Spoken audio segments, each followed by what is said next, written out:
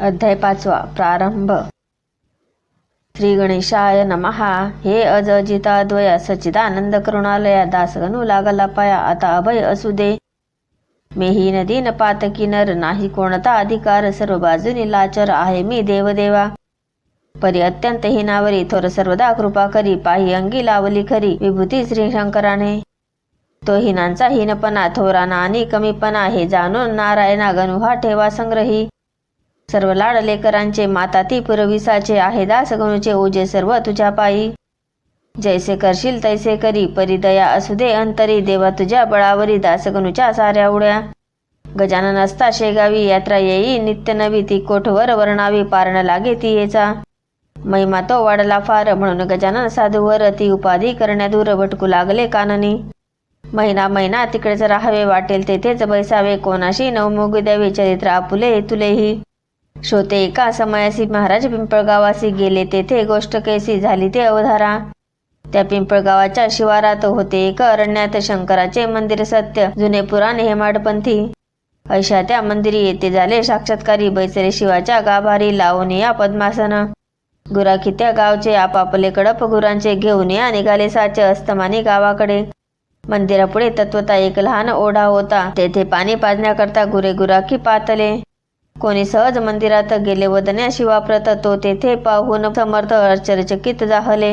मुले म्हणती या मंदिरी कोणी न पाहिला आजवरी पुरुष बसलेला निर्धारी अस्तमानाचे समयाला. काही गुराखी बाहेर आले इतरा बोलावू लागले काही तेथेच बैसले सत्पुरुषाचे समोर. परी साधू बोलेना डोळे मुडीच उघडीना याचे कारण कळेना त्या गुराखी अर्भकासी. कोणी म्हणती थकलेला हा साधू दिसतो भला शक्तीमुळी नुरली त्याला बोलावया कारणे. कोणी म्हणती उपवासी असावा निश्चयसी थोडी भाकर तयासी देऊ आपण खावया. ऐसे म्हणून भाकर धरली मुखासमोर भाविक मुळची गुराखी फोर हलू लागली समर्थाला. परी साधू हलेना मुखी शब्द बोलेना म्हणून साऱ्या गुराख्यांना नवल वाटले विशेष. गुराखी आपसात बोलती याची मुळी न कळे स्थिती जरी मेला म्हणावा निश्चिती तरी आहे बसलेला. अंगण झाले थंडगार ऊन आहे साचार यावरून हा जिवंत नर आहे शंका नको. कोणी म्हणे असेल भूत मायावी रूप दावित कोणी म्हणे हे तर सत्य शिवापुढे न भूत येई. कोणी म्हणती स्वर्गीचा देवा असावा साचा लाभ त्याच्या दर्शनाचा झाला आपण हेच भाग्य. याचे आता पूजन करू अघे आपण जासनाना लागून पाणी आणा ओढ्याचे. पोरे गेली ओढ्यावरी गेळ्यामध्ये आणिले वारी परम भावे पायावरी घाली ते झाले समर्थाच्या. कोणी वन्य पुष्पे आणली माड त्यांची तयार केली कंठामध्ये घातिली गुराख्यांनी साधूच्या. कोणी कांदा बाकर नैवेद्यात साचार दिली ठेवून समोर एका वडाच्या पानावरी. गुराख्यांनी केले नमन आदरे भाव धरून काही वेळ केले भजन पुढे घसून समर्थांच्या.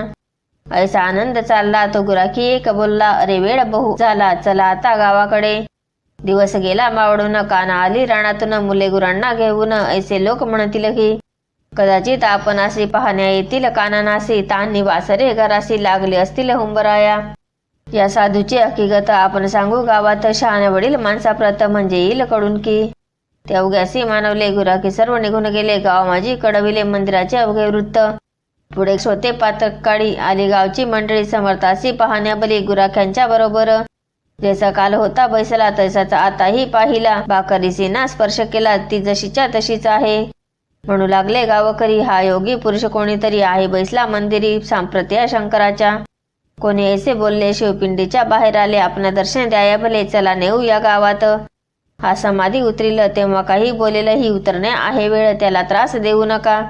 बंगाल देशी जालंधर 12 वर्ष झाले स्थिर समाधीच्या जोरावर घडते माझे ख्यात हे. अशी भवती न भवती झाली एक पालखी आणविली त्यात उचलून ठेविली समर्थांची मूर्ती पहा. ग्रामातील नारी नर अवघे होते बरोबर पुढे वाजंत्र्याचा गजर होत होता विबुध हो. मधून मधून तुळशी फुले पोरे टाकीत होती भले समर्थांचे अंग झाले गुलालाने लाली लाल. घंटा गडाळे वाजती लोक अवघे भजन करीती जय जय योगीराज मूर्ती ऐसे उंच स्वराने. मिरवणूक आली गावात मारुतीच्या मंदिरात बसवले आणून सद्गुरुनाथ एका भव्य पाटावरी. तोही दिवस तैसाच गेला मग लोकांनी विचार केला आपण करू सवनाला उपाशी बसून यांच्या पुढे. ऐसा जो ते विचार करीती तो आले देहावरती श्री गजानन सद्गुरुमूर्ती मुकुटमणी योग्यांचे. मग काय विचार तांड झाला समजता प्रत्येक स्त्री पुरुष ठेवी माता स्वामींची या चरणावरी. नैवेद्याची धूम झाली. ज्याने त्याने आणली पात्रे ती वेढून भली मारुतीच्या मंदिरात. त्या अवघ्यांचा स्वीकार समर्थ केला थोडाफार. होळापोळीत साचार ही वार्ता श्रुत झाली. पुढे दुसऱ्या मंगळवारी पिंपळगावाचे गावकरी आले बाजारा निर्धारी शेगावा कारणे. ते शेगावच्या लोकांशी सहज बोलले प्रेमेसी. आमच्याही गावासी आला एक अवलिया. अवलिया थोर अधिकारी प्रत्यक्ष आहे श्रीहरी. धन्य पिंपळगाव नगरी पाय लागले साधूचे. आम्ही त्या योगीवरा कोठे न जाऊ देऊ खरा. निधी चालत आला घरा त्याचे कोण दौडी हो. शेगावचे बाजारात जिकडे तिकडे हीच मात. बंकटाल झाले श्रुत वर्तमान ते अवलियाचे. बंकटलाल पत्नीसहित गेला पिंपळगावात. समर्थांशी जोडून आता विनवू लागला नानापरी. आता येतो म्हणून निघून गेला तर आपण त्यास झाले 15 दिन. याचा विचार करा हो. गुरुराया तुम्हाविन भनभनीत दिसे सदन. शेगावचे अवघेजण चिंतातूर झाले हो. गाडी आणली आपणासाठी चला शेगावी ज्ञानजेठी. मायले का होणे तुटी हे काही बरे नसे. कित्येक दयाळा आपुले भक्त राहिले असती उपोषित. त्या शेगाव शहरात नित्य दर्शन घेणारे. तुम्ही ना आल्या शेगावी मी तनु त्यागीन बरवी. आमची सांगा पुरवावी आड कोणी गुरुवर्या. बंकटलाल ऐसे बदले. महाराज गाडीवरी बैसले. शेगावाचे निघाले पिंपळगावा सोडून. जैसा मागे गोकुळाला न्याया कृष्ण अक्रूर आला तैसे बंकटलाल बासरा अक्रूर पिंपळगावाते. पिंपळगावाच्या लोकांप्रती बंकटलाल समजावती. नका होऊ दुःखी चित्ती. जाती न कोठे लांब साधू. वाटेल तेव्हा दर्शनावे हेतू आपले पुरवावे. जेथल्या तेथ असू द्यावे या अमोल मूर्तीला. बहुतेक पिंपळगावाचा बंकटलाल सावकारसाचा. मनभंग साऊचा करण्या कुणाची छाती नसे. चुरमुराचे लाडू खात पिंपळगाव बसले स्वस्त. महाराज बसून गाडीत जाऊ लागले शेगावा. पण ती जाता गुरुमूर्ती बोलली बंकटलाला प्रती. ही का साऊची होय रीती. माल दुसऱ्याचा बडे न्यावा. मशी यावया तुझ्या घरी. भय वाटते अंतरी. तुझ्या घरची नाही बरी रीत हे मी पाहतो. लक्ष्मीजी लोकमाता महाविष्णूची होय कांता. जिची अगाध असे सत्ता तिलाही त्वा कोंडिले. तेथे माझा पाड कोण म्हणून गेलो पळून. जगदंबेचे पाहून हाल माझे चित्त भ्याले. ऐसे एकता हसू आले. बंकटलाला प्रतिबले. विनयाने भाषण केले ते एका सावचित्ते. बंकट बोले गुरुनाथा माझ्या कुलपान भ्याली माता. आपला वास तेथे होता म्हणून झाली स्थिर ती. जेथे बाळ तेथे आई. तेथे दुधाचा पाड काही. आपल्या पाया पुढे नाही मला धनाची किंमत. तेच माझे धन थोर म्हणून आलो इथवर. माझे न उरले आता घर. ते सर्वस्वी आपुले. घर मालका कारण शिपाई आडवी कोठून. जैसे तुमचे इच्छिल मन तैसेच तुम्ही वागावे. इतकीच माझी विनंती शेगावी असो वस्ती. धेनुकान नाते जाती परी येती घरी पुन्हा. तैसेच तुम्ही करावे अवघे जगा उतरावे. परिणाम विसरावे शेगावी यावे वरचेवर. ऐसी समजूत घालून शेगावी आणले गजानन. तेथे काही दिवस राहून निघून गेले पुनरपी.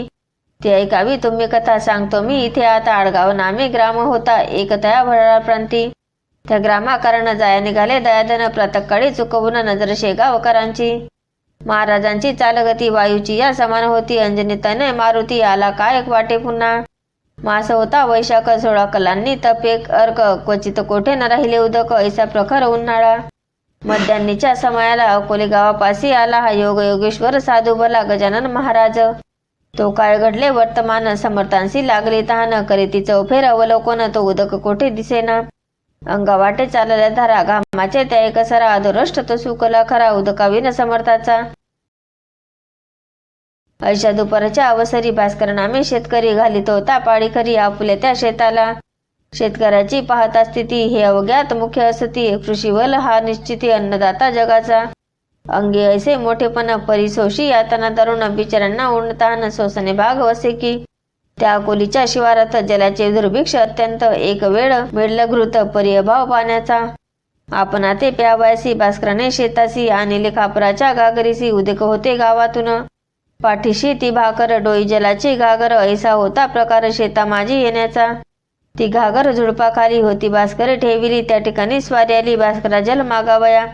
समर्थ म्हणती भास्कराला तहान बहुत लागली मला. पाणी दे बाप यावयाला. नाही ऐसे म्हणू नको. पुण्य पाणी पाजण्याचे आहे बापा थोरसाचे. पाण्या वाचून प्राणांचे रक्षण होणे अशक्य. धनिक पान पोया घाली ती हमरस्त्याच्या पथावरती. याचे कारण शोध चित्ती म्हणजे येईन कळवलं. भास्कर बोले त्यावर. तू नंगा धूत दिगंबर. तुला दांडग्या पाजितानीर. पुण्य लाभ कशाचा. अनाथ पंगू दुबळ्यांसाठी त्या पुण्याच्या शोभती गोष्टी. वाजो समाज हितासाठी झते त्या सहाय्य करी. ऐसे शास्त्राचे आहे वचन. तुझ्यासारख्या मैदा कारण. आम्ही पाजिता जीवन ते उलटे पाप होय. भूतदयाच्या तत्वाबला सर्प कोणी ना पोसला, वा जगा चोरट्याला देती सदनी काय कोणी. तू भीक मागून घरोघर केलेस पुष्ट शरीर, भारभूत साचार झालास आपल्या कृतीने. मी माझ्यासाठी घागर आणली सकाळी डोक्यावर, त्या आयत्या पिठावर रेघोट्या तू ओढू नको. तुला ना देणार पाणी नको करू रे विनवणी, जा करी येथोनी काळी आपले चांडाळा. तुझ्यासारखे निरुद्योगी जन्मले आमच्यात जागजागी, म्हणून झालो अवागी आम्ही चौखंडात. भास्कराचे भाषण समर्थांनी ऐकून थोडे करून हास्यवदन निघून गेले तेथून या. थोड्या दूर अंतरावर एक होती साच विहीर, तिकडे धाव अखेर घेतली स्वामी रायांनी. स्वामी तिकडे जाऊ लागता, भास्कर झाला बोलता उच्चस्वरे वेळावृत्ता, तिकडे कशास जातोस. ती कोरडी ठणठणीत आहे विहीर जाण सत्य, पाणी या एक कोसात नाही कोठे जाण पिशा. समर्थ बोलले त्यावरी ही सत्य तुझी वैखरी, विहिरीत पाणी नाही जरी परी करतो प्रयत्न. तुझ्या सारिके बुद्धिमान जराने होती हैराण, ते मी नयनी पाहून स्वस्त कैसा बसलो जरी.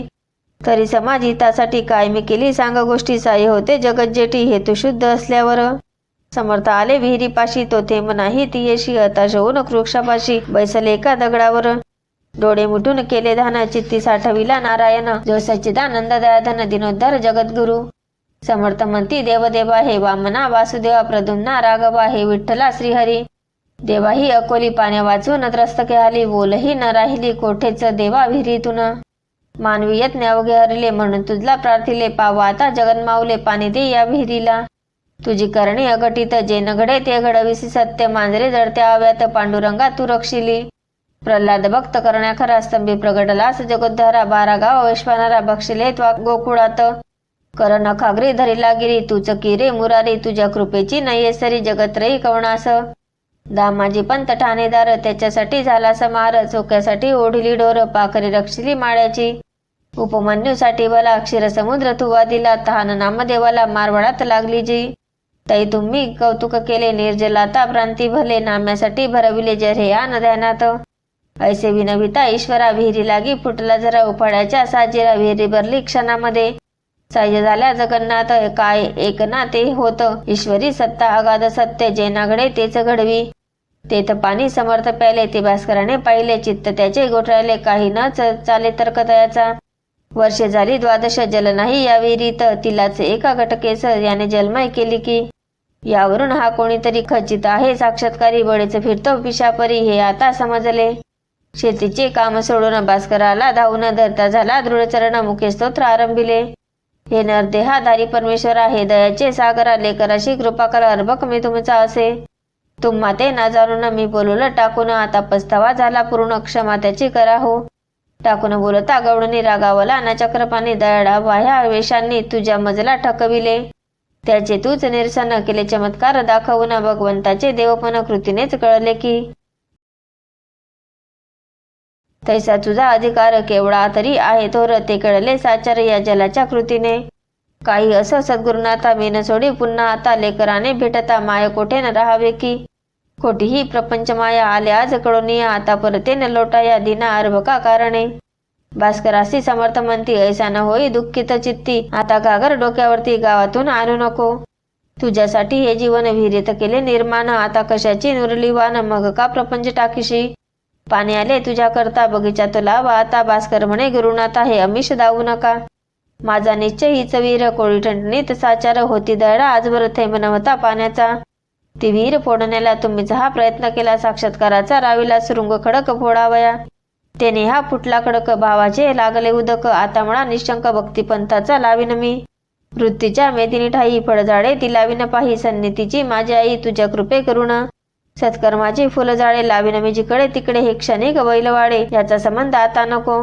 पहा शोते संत संगती क्षणिक घडता, भास्कराप्रती केवढी झाली उपरती याचा विचार करा हो. खऱ्या संतांचे दर्शन आगळे सर्व साधनाहून, तुकारामे केले वर्णन संत चरण रजांचे अभंगी. तो अभंग पहावा चित्ती विचार करावा, आणि त्याचा अनुभव घ्यावा निज हिता कारणे.